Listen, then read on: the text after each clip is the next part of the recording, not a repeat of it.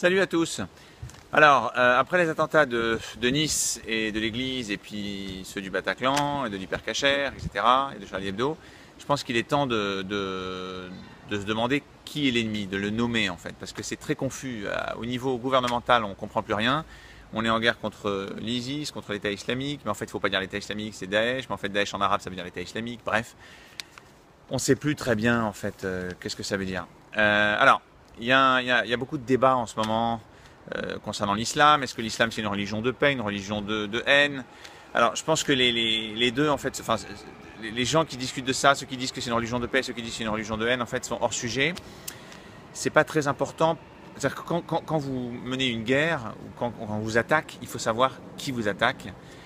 Ça peut prendre des années de déterminer si l'islam c'est... Moi j'ai ma propre opinion là-dessus et chacun se fait son opinion, mais c'est pas très important. Pour l'instant, moi ce qui m'intéresse c'est qui nous attaque. Alors, qui est l'ennemi en fait?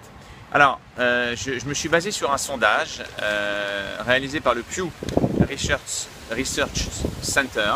C'est un centre, enfin un organisme apolitique qui s'est posé la question, qui a interrogé 39 pays musulmans, qui s'est posé la question de leur foi, de leur pensée, de leur voilà. Et alors déjà, je rassure les gauchos qui me regardent. Il a conclu que l'islam était une religion de paix, hein, ce sondage. Mais moi, ce qui m'intéresse, c'est une des questions qu'il a posées, qui était est-ce que vous trouvez que les attentats suicides et les attentats contre les civils sont justifiés? C'est-à-dire, est-ce que vous les soutenez en fait? Est-ce que vous supportez, est-ce que vous soutenez l'idée? Et ils ont interrogé donc 39 pays musulmans et l'écrasante majorité des gens, ou la majorité des gens, est contre. D'accord? Alors je vais vous donner les chiffres. Donc en Indonésie, qui est quand même le plus grand pays musulman du monde, on a tendance à l'oublier, 92% des gens sont contre les attentats suicides et les attentats contre les civils. En Afghanistan, 61% des gens sont contre, en Égypte, 71%, etc., etc. Je fais juste une petite parenthèse, vous allez dire que je suis obsédé, mais bon, le territoire où le soutien aux attentats terroristes de la population est le plus élevé, c'est les territoires dits palestiniens, vous voyez. Donc, c'est pas moi qui l'invente, hein, c'est le sondage. Il y a 40% de gens dans ces territoires qui soutiennent les attentats suicides et les attentats contre les civils. Alors, maintenant on va s'intéresser aux chiffres qu'il y a derrière ces sondages. Alors déjà, je voulais juste être clair. Pour moi, le sondage n'a pas une valeur prédictive. Les gens disent toujours les sondages nous ont trompés, ils se sont plantés, on ne peut pas faire confiance. C'est parce qu'ils attendent des sondages qui prédisent l'avenir. Mais en fait, les sondages, c'est un outil d'estimation. Ça vous donne une idée un peu du nombre de gens dans telle catégorie.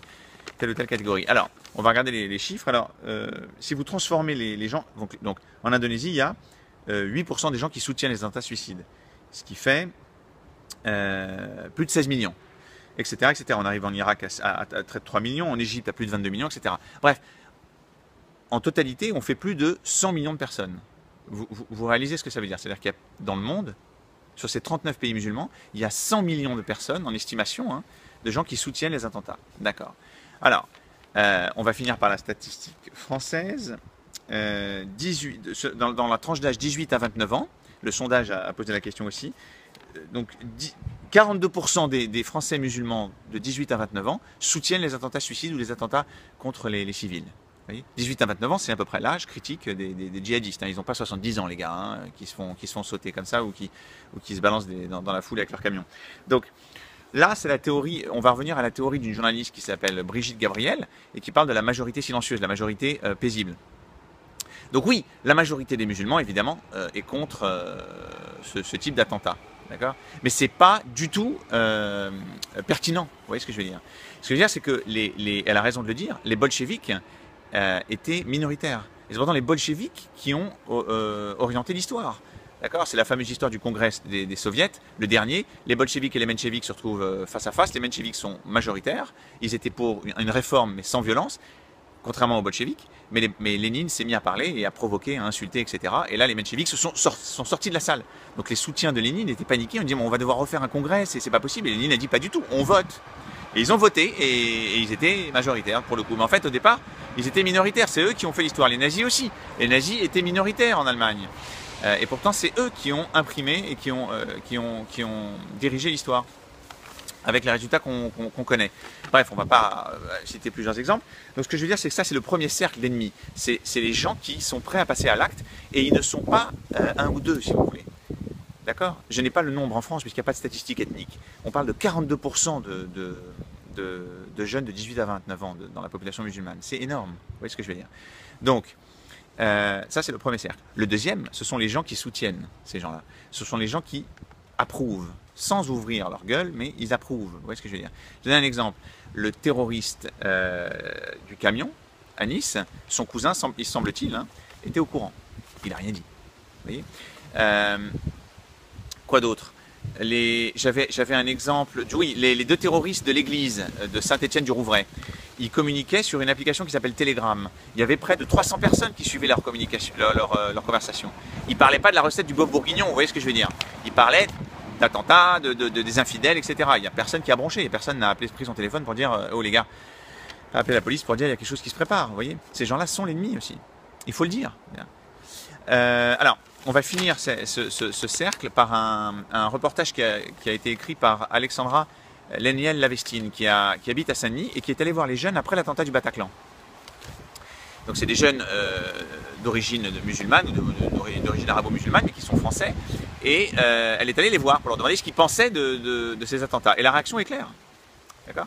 C'est un complot. Je ne sais pas les phrases exactes, ça paraît complètement aberrant, mais tu crois quand même pas ce qu'on nous raconte à la télé. Tu sais, madame, les gros salauds, les barbares, les criminels qu'il faudrait régler à la calache, c'est les juifs. Ils le disent, si vous voulez. Il faut régler à la calache le sort de ces gens-là. Vous allez me dire, oui, mais ces gens-là, ils sont à Saint-Denis, ils sont jeunes, ils vont pas passer à l'acte, la plupart. Peut-être. Mais est-ce qu'ils vont alerter les autorités si jamais ils entendent parler d'un attentat qui se prépare? C'est ça le problème. Le vrai problème, c'est ça. Le gouvernement ne va jamais en parler. Quand le gouvernement dit on est en guerre contre l'ISIS, il envoie ses avions à Raqqa. Mais ça va changer quoi en France? Vous voyez ce que je veux dire? L'ennemi en France, ce n'est pas les gens qui sont à Raqqa. L'ennemi en France, ce sont les gens qui sont prêts à passer à l'acte dans la population musulmane ou les jeunes, les gens qui soutiennent ces idées-là. Vous voyez? Je vais même aller plus loin. Il y avait un journaliste, j'ai lu un article d'un journaliste qui se retrouvait qui était dans un train entre Montparnasse et Versailles. Et il y avait deux femmes, dont une qui était voilée, qui empiétait, qui était assis par terre sur le wagon et qui commence à insulter un peu tout le monde. Et puis d'un coup, ça part en vrille. Et elles disent que les Françaises se devraient mettre le voile. Et elles disent que c'est les Juifs, en fait, qui dirigent la France et qui sont responsables des attentats. Ils veulent blâmer les musulmans et en fait, ils veulent mettre ça sur le dos des musulmans. Ces deux personnes, en fait, qui tiennent ce discours, est-ce qu'elles vont alerter les autorités? Je ne le crois pas. Vous voyez, les gens qui étaient autour du gang des barbares, comme on dit, pour Ilan Halimi, ils savaient ce qui se passait, mais personne n'a bronché. Vous voyez? Donc c'est ça l'ennemi qu'on a à combattre. Et il faut le dire, c'est très difficile à dire politiquement. C'est pas politiquement correct, ça passe pas du tout. Et personne ne va le dire, mais en tout cas au niveau des autorités. Mais c'est malheureusement le cas, et c'est assez angoissant. Je ne sais pas si vous imaginez ce que ça représente, 42% des jeunes de 18 à 29 ans dans la population musulmane qui soutiennent l'idée des attaques contre les civils. Voilà. On se retrouve pour, j'espère, de meilleures nouvelles. Bonne soirée, bye bye.